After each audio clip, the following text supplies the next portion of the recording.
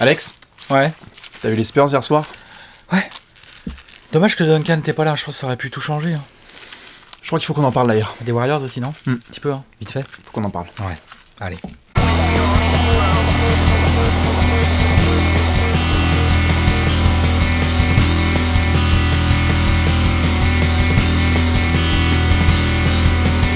Donc les Spurs qui sont allés à Golden State hier soir, enfin qui se sont rendus physiquement, ils ont signé la feuille. Voilà. Ils sont venus, ils ont touché le parquet. Voilà, administrativement c'est enregistré, Ouais. mais au final il y a plus 30, 120-90. Pas grand chose à... C'est d'une violence assez inouïe, ce qu'on a vu hier. Deuxième lundi de suite après l'énorme gif imposé aux Cavs lundi dernier. lors du Entre-temps, Martin un Luther petit King Day. passage à Chicago, vite fait. Ouais, Un ouais. petit plus 25 à Chicago ou un truc comme ça. Ouais, et puis le retour de Il me Steve semble, hein. Kerr, je crois, contre Indiana. Ouais, tranquillement. Donc une semaine calme hein, à Golden State. Oui. Voilà, avec Une juste semaine la tranquille. démolition de la concurrence, la petite concurrence qu'il y avait encore dans les deux conférences. Donc Cavs Bulls et puis Spurs de l'autre côté, quoi. Ouais, Spurs vraiment, hier soir, vraiment, quand on se met devant le match, là, enfin, cette nuit, à 4h du mat', on peut pas s'attendre à Main ça. event, à ça. on se dit tous que ça va être un match beaucoup plus serré que celui face aux Cavs, Que celui face aux Bulls, que celui face aux que celui Bulls. face aux Pacers. Les deux équipes avec les meilleurs bilans au bout de 40-44 matchs de l'histoire de la NBA sur un match. Voilà, Donc voilà. quand même tu te dis, bon, et puis l'expérience des Spurs, etc. Spurs qui prennent moins de 90 points par match, donc ils sont en mode Donc on se dit, rideau de fer quand ça même. va hein. être serré exactement. Et puis tu te rends à Golden State avec pour mission de leur faire perdre leur premier match à domicile. Et là, bon, un peu moins violent le premier quart. On va dire que le premier quart des Spurs est un peu moins violent que celui des Cavs la semaine dernière, mais ça s'arrête là. Mais en fait, voilà. Ça s'arrête là. Parce que dès le deuxième quart-temps, bon, il y a beaucoup de pertes de balles, etc. Ça, on l'a vu le match. Énormément de pertes de balles. Voilà. Mais des les deux Warriors côtés. aussi. Des Voilà, deux côtés. exactement, hein. Et par contre, le second quart-temps, bon, bah là, tout de suite, la défense des Spurs disparaît, tranquillou. Ils en prennent 29 dans le premier quart, ils en prennent 33 dans le suivant. Des contre-attaques, Curry qui se régale. Et quelle que soit la couverture, hein, d'ailleurs. Voilà. Parce que bon, on peut parler, etc. de Stephen, mais l'autre, que ce soit Tony, Patty Mills, George Danny Green, Green, Kawhi. David Robinson. Scottie Pippen, ce que tu veux, Dennis Rodman n'est pas rien à faire. Bah, faire passer Kawhi Leonard pour un enfant, là, c'est particulier Et quand puis même. surtout, ce qui est très intéressant à signaler dans ce match, c'est la qualité de la préparation mentale et tactique des Warriors. Qui là est à un autre niveau que les Cavs de la semaine dernière. Je pense C'est qu'on même à peut un le autre dire. niveau que les Spurs. Oui, bien sûr. Parce que, on l'a vu d'ailleurs en stats, les Ouais. 2-3 fois où, comme ça, sans prévenir, en cours de possession ou entre deux possessions, il y a un changement défensif des Spurs qui décide tout d'un coup, par exemple, de mettre Kawhi sur Curry. Il a pas trop marqué sur Kawhi. Il l'a fait passer pour Il a un fait enfant. il a fait une sur un grosse move action, etc. incroyable, Oui, c'est mais clair. sinon il n'a pas trop marqué sur Kawhi, parce qu'il faut quand même pas exagérer, c'est pas facile de marquer sur Kawhi. Par contre, tout de suite, adaptation. On cherche le gars qui a Tony sur lui pour lui donner au poste bas. Oui, oui. S'il y a une prise à deux qui vient, il y a tout de suite une backdoor qui vient de l'opposé. Harrison Barnes et le Sean Mixon qui se sont éclatés en effet. Les mecs sont éclatés, les mecs ont mis des dunks, quoi, tranquille, Ah. quoi. Et ça, c'est le signe d'une excellente préparation, un truc Ouais. millimétré avec une équipe hyper focus. Non, avec Steve Kerr qui a pris les bons temps morts et Oh tout. là c'était- là, c'était Steve super, Kerr, son Dès qu'il y avait coaching. une mauvaise attaque, il a fait. What? Mais les les gars, mecs, on a plus que 15 points d'avance. Oh, vous faites chier à 19. incroyable. Putain. Et donc, effectivement, ça, faut vraiment le noter parce que autant contre les Cavs, on a bien vu que il y avait pas, comment dire, c'est pas que il y avait pas de répondant en face, il y avait pas il y avait pas le mental, il y avait pas Ah, les Spurs quittent rarement un match. les Spurs quittent rarement un match, et surtout, on n'a pas eu cette sensation de mainmise sur le match. Ils ont défoncé les Cavs, mais hier, on a eu une sensation de mainmise tactique. Alors, il y a On ça. a eu une sensation de... Il y a vraiment eu, il y a pas eu match en fait. C'est-à-dire Non. qu'il y a vraiment eu Non. une démolition de la part de Golden State. Après, bon, on va y venir par la suite et notamment dans les questions là qu'on va poser sur les Warriors. Il reste 3 affrontements entre Spurs et Warriors sur cette fin de saison. Il y a notamment à partir du 20 mars et je crois Oui, qu'on ils termine la dernière semaine de la régulière. Il y a 2 matchs entre San Antonio et Golden State. Oui, début mi-avril là. Donc je me demande vraiment si Popovich Popovich va laisser Steve Kerr battre le record de Phil Jackson s'il est à distance. Il y a moyen que le mette Boban dans le 5 majeur, hein, tout d'un coup, pour troller un peu. Ça, on verra, on n'en est pas encore là. Il reste Vous êtes à beaucoup de matchs. 71 victoires. Il reste beaucoup de matchs, ouais, mais il reste beaucoup de matchs quand même. S'il peut en mettre une à Jackson. Non, mais après, ça, c'est un autre. Donc, alors, ça, c'est un autre débat, mais ça, il en reste 3. Mais il en reste 3. je pense pas que les Spurs vont se laisser faire. Ils vont revenir vénères au prochain match. Ils vont essayer de prendre leur revanche. Au complet. Alors, il manquait Duncan, mais il manquait que Duncan. Je ne minimise pas l'impact de Duncan. Mais il manque Duncan. Mais il aurait changé quoi concrètement hier ? Alors, plusieurs choses, pas par rapport à lui, mais par rapport au match en lui-même. Je pense que beaucoup de monde qui peut suivre les Spurs de façon générale, etc., et même l'équipe, c'est pas du tout une façon de les excuser, puisqu'ils se sont vraiment fait torcher, et ils l'ont tous dit. Manu, etc., même Popovich, etc. Points, c'est pas un joueur qui change tout. Il n'y a rien à dire, voilà. Mais par contre, on l'a vu tout de suite au niveau de l'attitude, notamment de Popovich, on voit la différence notable quand il est dans un match et quand il ne l'est pas. Quand il est assis sur son siège et qu'il se tait un peu et qu'il laisse le match se dérouler, c'est souvent qu'il s'en... C'est pas qu'il s'en tape, hein, puisque là il s'est vraiment pris une leçon, mais c'est juste que les matchs où on le voit vraiment debout, et là à mon avis au AT&T Center, quand ils vont revenir, il va faire péter à mon avis la veste et il va être comme ça en mode vraiment playoff.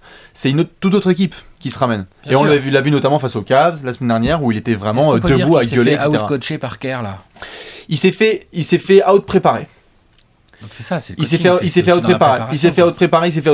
Après, est-ce que c'est vraiment out-coaché ? Je pense que clairement, par contre, d'un niveau technique, même Ginobili le disait, les Warriors sont juste meilleurs. Point barre. Donc après, bien évidemment, il y a le coaching qui rentre en compte là-dedans, mais le niveau de jeu même et les joueurs sont juste meilleurs. Stephen Curry, quoi. Enfin, il y a un moment donné, il faut qu'on parle de lui. Enfin, je sais qu'on parle beaucoup de lui, mais il met 37 points en 20. Si tu veux que je regarde. Bah, il joue pas le quatrième quart-temps. Non, il joue 30 minutes, quoi, en gros, 28-30 minutes, t'as tout pété. Mais des pourcentages en plus, voilà. Et même, il a fait des interceptions. Non, il a été très propre. Il a été propre. Bah, il a vraiment défoncé le barrage texan, quoi. Vraiment, alors que d'habitude, c'est quand même une forteresse assez imprenable. Là-dessus, Duncan a un mot à dire. Parce que notamment, une fois qu'il y avait le premier... Dès qu'il y a un boulon qui a sauté... Le reste de la défense, on a vu des errements défensifs qu'il n'y a pas d'habitude. Qu'en termes de... Des fois, sur un seul move, il y avait la raquette. Non, mais je suis d'accord avec toi là-dessus. En termes d'organisation défensive, tu peux pas remplacer Duncan, quoi. David West, il est sympa. On parle quand même d'un des meilleurs défenseurs intérieurs de l'histoire. Oui. Duncan aurait bouché des trous, fermé des angles. Mais là, ils ont pris 30 points. Voilà, mais là, ils ont pris plus de points. Donc, il n'y a juste aucune excuse à avancer du côté des Spurs. Maintenant, comme d'habitude, on regarde la suite. Alors, certes, sur les 3 matchs de saison régulière, quels ajustements faire du côté de San Antonio ? Parce que je sais que bon, il y a certains qui vont dire il n'y a absolument rien à faire, ce sont les Warriors, etc. Il y a quand même 2-3 petites choses à faire, forcément, pour essayer de bloquer cette machine. Du côté Spurs, qu'est-ce que tu ferais si t'étais Popovich ? Le 20 mars, là, il va y avoir le nouveau match. Qu'est-ce que tu fais ? Déjà, il faut absolument ralentir le rythme au maximum. Là, hier, ils ont trop eu... J'ai vu... Déjà, ils ont 2 choses qui m'ont beaucoup dérangé chez les Spurs. Trop d'ISO. Putain, c'est quoi ce bordel ? De poste. Les Spurs. De poste, ils ont pris 14 tirs à 3 points alors que d'habitude ils en prennent 2 fois plus et ils jouent ISO, au poste bas. Poste. N'importe quoi. David West qui était limite le sauveur de la première mi-temps. J'ai pas du tout aimé. Et ce que j'ai vraiment pas aimé non plus, c'est qu'il y a eu des moments où ça prenait feu, où le match devenait un peu dans un rythme un peu circus, un rythme dans lequel les Warriors sont alors là pour le coup injouables. Hein, je veux dire, il y a que les Lakers de Magic Johnson qui peuvent les jouer en gros, grosso modo, dans ce genre de rythme. Dans ce genre de rythme, tu vois, voilà. Et là, les Spurs, ils ont pas essayé de casser le rythme. Ils ont continué à galoper un peu, à perdre des ballons bêtes, alors que là, ils doivent poser le ballon, foutre 15 secondes dans la vue de l'horloge avant même de commencer à faire quoi que ce soit à chaque fois qu'ils ont le ballon, pour au moins casser le rythme, au moins que les mecs puissent pas tout le temps contre-attaquer. J'en sais rien, mais en tout cas, casser le rythme, ça me paraît absolument obligatoire. Ça peut être en effet une bonne option. Après, comme notamment on en avait parlé avec Benjamin de l'équipe, notamment hier soir en direct, enfin ce lundi soir en direct, c'est vrai que c'est un peu difficile pour la défense de San Antonio de se mettre en place quand elle ne rentre pas ses tirs en attaque, puisque derrière tu es sur le repli et sur le repli face aux Warriors. Il y a eu plusieurs attaques. Tu t'en prends plein la gueule. Il y a eu une période où les Spurs ont bien défendu plusieurs possessions de suite. Et qu'est-ce qu'ils ont fait ? Ils ont essayé de jouer vite avec la balle. Et là, quand ils défendent bien derrière, ils doivent pas jouer vite. Non, c'est clair. Pour essayer de faire circuler, de mettre un système en place et de marquer. Effectivement, il faut essayer de marquer. Je pense que ça jouait un peu n'importe comment. Je pense qu'ils ont plus de chances de marquer. C'est plus leur jeu. en courant moins, en faisant du demi-terrain. De toute façon, les Warriors défendent hyper bien. Alors, Donc, de toute façon, il faut les jouer. Il faut que les Spurs arrivent à trouver un rythme qui leur permet d'exister. on avait vu la semaine dernière, notamment du côté des Cavs, en termes de maillons faibles, on avait mentionné Kevin Love et Kyrie Irving. Moi, j'étais plus sur Kevin Love là-dessus, et toi un peu plus sur Kyrie. Sur le match de hier soir, il y a vraiment quelque chose qui est flagrant, Ah bah et là, c'est c'est triste Tony, pour là. nous, c'est Tony. Ah, hein. ça fait chier. Tony, c'est terrible. Ciblé totalement en défense. Vraiment, ils sont allés le poster, ils En sont allés défense, le ils jouer. l'ont identifié voilà. en mode point faible. Ils ont dit, bon, bah, on va tous le border, et c'est pas la première fois, c'est pas la première équipe, donc ça va commencer à devenir une vraie tendance. Et c'est là qu'ils avaient très bien préparé parce qu'ils savaient que de temps en temps, sans prévenir, les Spurs allaient mettre Kawhi Leonard sur Curry. Et donc bien c'était sûr. prévu. Quand on voit du Kawhi Leonard sur Et Curry, Draymond est bien tout de défendu. suite, Hein. Draymond est bien défendu, mais tout de suite on cherche le mec qui a Tony. Et ce mec qui a Tony sur lui Ouais. se colle au poste bas et reçoit la balle. Il a vraiment souffert, et derrière, pareil, en attaque, hors rythme, ne sachant pas trop quoi faire, pénétrer, ne pas pénétrer. On n'a pas eu le Tony agressif qu'on a pu voir, par exemple, contre Cleveland, Tout où à il joue fait. Kyrie Irving et où il a été tout de suite. Tout à fait. Il avait été en première mi-temps sublime. Et pour en revenir à la défense, c'est aussi là qu'on voit les qualités incroyables des Warriors. C'est que, quelle que soit la configuration dans laquelle tu es, tu as forcément, quand tu mets Kawhi sur Stephen Curry, tu as forcément soit Klay Thompson, soit Harrison Barnes, si tu peux soit André Iguodala sur Tony. Ouais. Donc tu as forcément un bon joueur sur Tony, Ça un va, mec, ils sont doués. Hein. un mec qui donne 15 cm ou 12-15 cm à Tony. Enfin, en gros, Et qui est mobile et tout. Ouais, c'est non, là c'est aussi sûr. qui est mobile, qui sait shooter, Ouais. qui peut poster, qui va savoir faire la passe. Mais alors, si jamais il y a une aide, Voilà, on a vu toutes les match-ups des Spurs. Moi, c'est vraiment là par rapport à la suite. Prochaine match-up, qu'est-ce que tu fais si tu es Popovich? Première chose, est-ce qu'il y a un changement, la tactique que tu fais directement? Il y a forcément quelque chose, au-delà bien évidemment de la réinsertion de Duncan dans le 5, il y a quelque chose que tu dois forcément faire. Est-ce que tu joues autant Tony? Est-ce que tu prends plus de tirs à 3 points? Oh, Déjà moins de postes, tu je pense qu'on est doubles, tu d'accord. doubles pas en défense. Tony se débrouille. Tant pis. Parce qu'au moins, t'obliges les mecs à prendre des espèces de fade-away, tu vois, sur Ok. Tony. Plutôt que de venir doubler, et du coup, les mecs sont des bons passeurs, tous des bons passeurs. Mhm. On a vu Sean Livingston, il s'est régalé. Le mec, il est rentré 5 minutes en jeu, Sean Livingston. Mhm. Il a mis 9 points, des dunks et des layups en cut backdoor. Voilà Mhm. ce qu'il a fait. Ouais. Pourquoi? Parce qu'à chaque fois, les mecs sont venus doubler en plus par le haut. Mhm. Donc en laissant complètement la ligne de fond Ouais, open de chez open. Ouais, ouais. Et non, tu laisses Tony. Tony, limite, je préfère le voir tout seul en train de se faire poster par Klay Thompson ou par Harrison Barnes ou par ce que tu veux. Ça va être dur, attention. Hein. Mhm. Mais ils vont mettre moins de fade-away que Sean Livingston mettra de dunk ou de layup tout seul sous le cercle. Ok. Voilà, c'est ça que je veux dire. D'accord. Moi, Ça, c'est le premier point pour la défense. D'accord, moi pour le coup je tenterai un peu une technique qu'on a déjà vue par le passé, bon, qui est très tendue par rapport à un joueur comme Curry. Hein. Il y a des gens qui ont pensé que je suis un fou furieux là-dessus, mais quitte à te faire torcher, fais-toi torcher par un joueur, mais tu bloques les autres. Je veux bien laisser Tony sur Curry, quitte à ce qu'ils s'en prennent 40, Pourquoi pas 45, etc. Mais par contre tu verrouilles les autres. Pourquoi pas? Parce que Draymond Green a été assez bien verrouillé. Pas trop mal, mais enfin, il a fait quasiment un triple-double quand même. Hein. Voilà, mais Sean Livingston, personnellement, je laisserais à la limite Curry faire son show, mais tu bloques le reste. Tu C'est bloques vrai que ça, vraiment le là-dessus, reste. je peux te rejoindre dans le sens où ça a un peu trop switché aussi. Oui, beaucoup. Alors, il y avait des backdoors, comme tu l'as dit là, Ah partout. oui, c'est n'importe quoi. Des portails. Eh oui. Donc ça... Et il y a une autre question qu'il faut qu'on se pose. Oui. C'est nos amis les Warriors, là. Donc ils ont joué 45 matchs. Oui. Ils en ont gagné 41. Oui. Donc ils en ont perdu que 4. Il Mhm. leur en reste 37. On fait un peu de mathématiques rapidement. Il leur en reste Oui, voilà. 37. 82 moins 45. Voilà. À 17. Sur ces 37, il est clair que leur objectif affiché, après on peut dire c'est ce de qu'on taper veut, les 72 c'est de ne des- pas en perdre plus de 5 Bien sûr. sur les 37 qui arrivent. Voilà. J'ai sorti un peu la machine à compter. Ouais. Donc je reviens toujours sur ces 45 matchs qu'ils ont déjà joués, donc Mhm. il en reste 37. Sur les 37 qui restent, il en reste déjà 20 chez eux. Il y en a déjà 20 à domicile. Donc première question, Oui. le premier record à aller chercher, on en parlait tous les deux hier en live. Le 41 des Le Celtics 41 de 86. des Celtics de 86. Ouais, 40 victoires pour une seule défaite. À Larry domicile. Bird. À Ça domicile, va, hein, ouais, on parle à tranquille. Hein. domicile. Avec le titre derrière. Est-ce qu'ils peuvent nous faire un 41-0 à domicile? Oui, ils peuvent, bien sûr, ils peuvent. Sachant en plus que sur cette statistique-là, on peut rajouter que les Warriors ont beaucoup d'équipes de l'Est à jouer, Oui, en mine plus, de rien, tout à fait. et ils ont sur le reste du Et calendrier je comprends beaucoup pas, je crois que d'équipes la qui ne sont pas conférence encore en Est, playoff. cette année, je crois que c'était. Ah mais c'est pas vous qui avez dit qu'il était c'est- plus Je crois meilleur. que c'est toi qui avais dit que c'était meilleur que l'Ouest. Je suis pas sûr. Ah bon? Non. Je crois que c'est toi, non? Je crois que c'est pas moi. Ah, je crois que c'est toi, Mm. moi. Je sais Non pas, mais faut qu'on regarde ils qui vont c'est. jouer l'Est pas mal. Ils vont jouer À domicile, à 20 fois domicile. sur 37, hein, c'est donc 55% du temps. Quoi. Et quand ils jouent l'Ouest, ce sont souvent des équipes qui ne sont pas en playoff. Donc ils sont tout à fait capables d'aller chercher les 41 victoires. Il y a celui-là. Il y a celui des Bulls, bien évidemment, de 72 victoires pour 10 défaites, qui est en train de faire grincer toute la fanbase de Chicago, mais ça c'est normal. Et la fanbase de Chicago, la fanbase des 90s Et aussi. Tous les gens dans les années 75, 80, dédicace.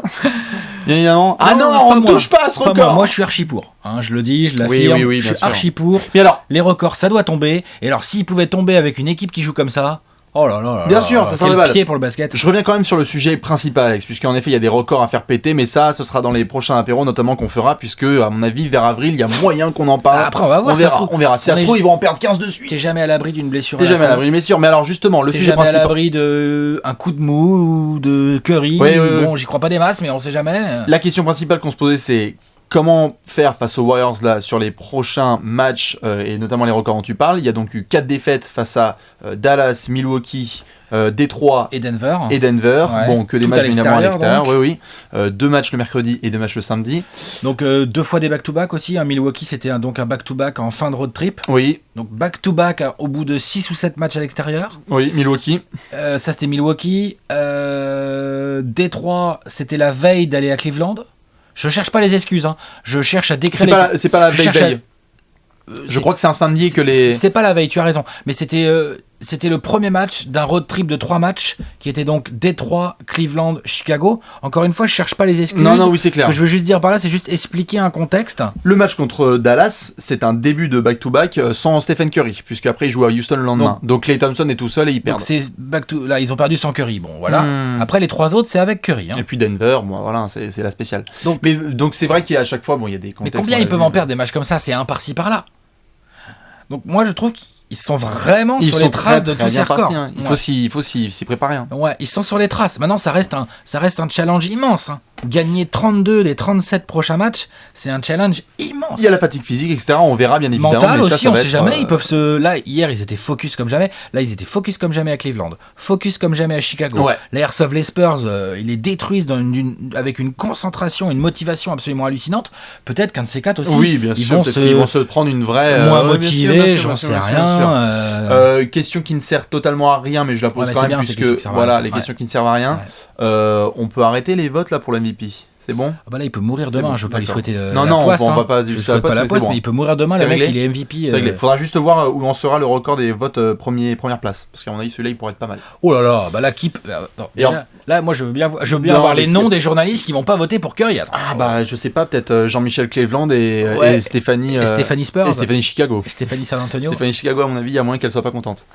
S'il y a le record derrière et en parlant de record Alex. Ouais. Je crois qu'il va falloir qu'on règle ça d'une seule façon. Ouais. Yes. J'ai de la boulette de partout là de près. Au lancer de boulette. Yes. Avec le logo officiel des Sixers comme d'habitude, on vous le rappelle. Voire des Suns ou des Wolves. Voilà. Il y a plusieurs équipes qui peuvent se battre. Je te donne 2 boulettes là. Alex, donc je le rappelle, la semaine dernière, j'ai rentré le premier tir. C'est ça, ouais. Comme c'est bien écrit sur la petite comme tablette. C'est marqué, voilà. Donc on va mettre un petit challenge un petit peu pour nos amis des Warriors. Je sais qu'il va vouloir s'échauffer et qu'il va vouloir bombarder absolument pendant que j'explique. Voilà, je sais que tu ne m'écoutes jamais dans ce genre de situation. Donc, explique les règles. Nous avons les Bulls à 72 victoires pour 10 défaites en 96. Nous avons les Warriors tranquillement installés pour taper ce record. Dans le rythme. Pour le moment. Gentiment. Du coup, on va faire ainsi. S'il y a une boulette qui rentre, les Bulls gardent le record.